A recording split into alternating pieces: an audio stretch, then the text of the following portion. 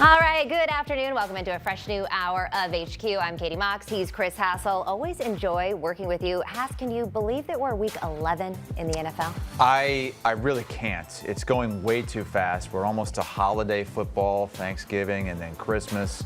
We kick off this week with two teams on winning streaks. The Patriots, yeah, we know all about that. The Jets have a winning streak? Yeah. Hey. 2 straight wins for the New York Jets, and things starting to look up there because they're also stockpiling picks. They traded away Quinnen Williams and Sauce Gardner. In return, they got 3 first-round picks and a second-round pick. And so you think after that they're going to totally fall apart on the field without 2 of their biggest stars, but that wasn't the case at MetLife on Sunday against the Browns. Breece Hall, back-to-back games where he's had 125-plus scrimmage yards. They also got a kickoff return touchdown, a punt return touchdown. Defense got after Dylan Gabriel, and the Jets, after an 0-7 start, have won 2 straight, but that has kicked them down the draft order a bit.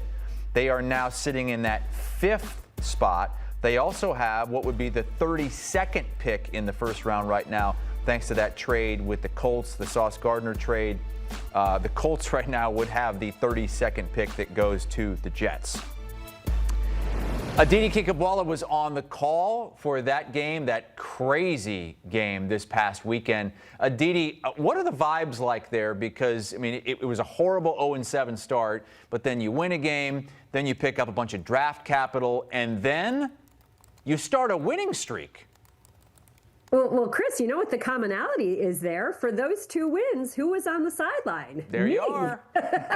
Maybe that's just what they needed, was a little dose of Aditi luck. But look, the big story this past week is that on the outside, it looked as if the Jets were having a fire sale in getting all those draft picks. But head coach Aaron Glenn kept preaching to his team, with change comes opportunity. And what we saw was those players absolutely espousing that, especially on the defensive side. Yes, they lost Quinnen Williams, but Will McDonald steps up with 4 sacks. Quincy Williams, Quinnen's brother, was told that he had lost his starting position. So his attitude was fine. I'll go back out there and earn it back. He had a monster game from start to finish. The leadership that you saw from the players that were still there was definitely notable. You mentioned Chris Banjo's special teams unit. They had a kick return touchdown, a punt return touchdown, and as good as the Browns defense is, and it was good because, look, Justin Fields and that offense only had 54 passing yards.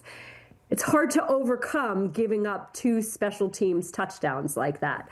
Totally different matchup against the Patriots now. Of course, it's a very different offense humming in a very different way.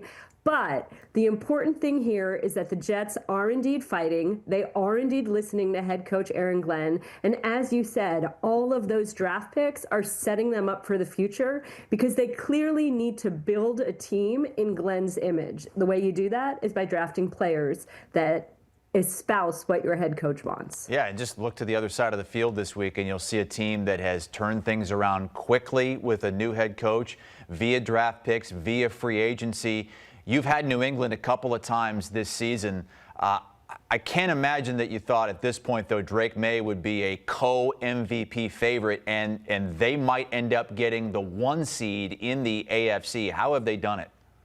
Well, coaching. Coaching really matters. That's the key right here. This is still a team that doesn't necessarily have every hole filled, that doesn't necessarily have the depth on its roster from 1 through 53 where you're feeling so sound. But what they are doing is playing, again, in Mike Vrabel's image.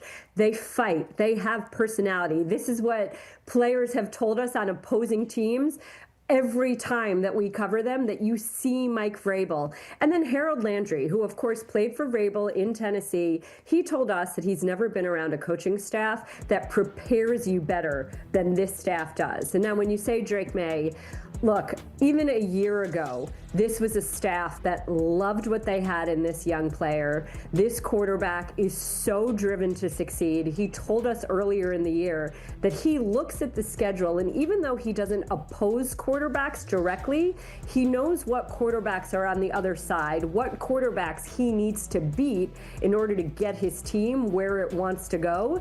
He knocked one off in Josh Allen. look at what he did again this past weekend. Baker Mayfield is another check mark here. And this is a young man that's taking everything that Josh McDaniels is giving him and just getting better. And McDaniels, even though it didn't work as a head coach, he told us when we met with him a few weeks ago that this is actually his favorite part of the job, working with young quarterbacks. A little bit later in the season, going to look over to the other sideline and probably see Lamar Jackson because the Patriots play Baltimore just before Christmas. He mentioned him too. He did when we talked about it. Well, the Ravens have got things back on track. They have a chance this week to climb all the way back to 500 Sunday on CBS against Cleveland. What's been more important to their turnaround at this point in the season? Is it the return of Lamar? That seems easy. Or the resurgence of that defense? Can we say a little bit of both, Chris? Can we do that? Sure. Because this past it really weekend, is.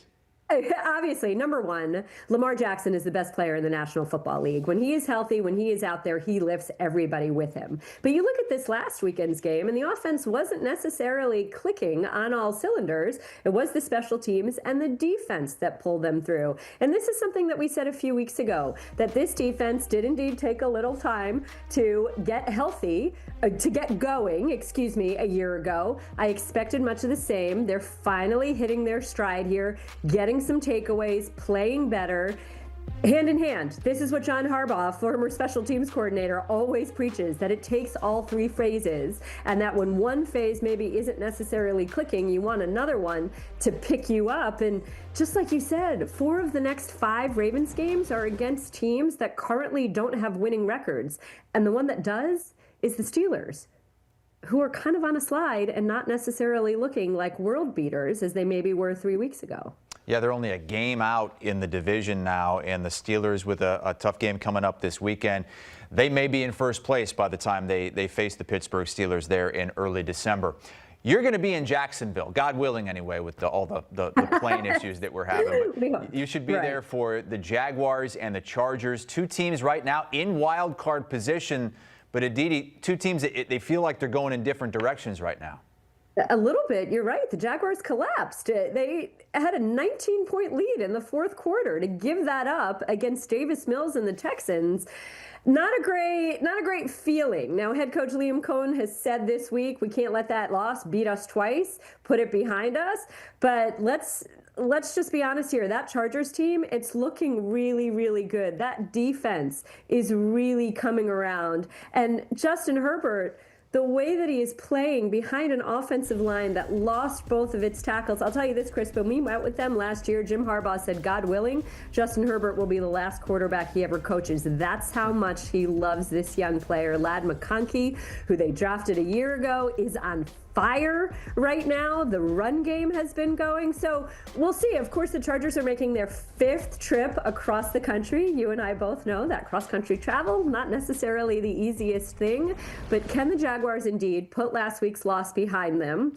Can Trevor Lawrence get going a little bit? Because his play hasn't exactly been what we thought it would be when we saw them earlier in the year, and this marriage with Liam Cohen looked so good. And what do the Chargers have? Can that line improve a little bit? Do we see Trevor Penning maybe? Does he get in there? Yeah, they have been struck with a lot of injuries on that offensive line, have the Chargers, but have been able to absorb that and are in good playoff position right now. Jags just trying to hang on. Aditi Kinkhabwala is going to be on the call for that one on CBS in the early window this Sunday. As you look at our matchups, we also have the Bucs at the Bills at 1 o'clock Eastern time. Those Steelers face a Bengals team that beat them a few weeks ago, a Bengals team that's scoring close to 40 points per game with Joe Flacco. And then in the late window, we're highlighted by the Chiefs and Broncos. NFL Today will be on site in Denver.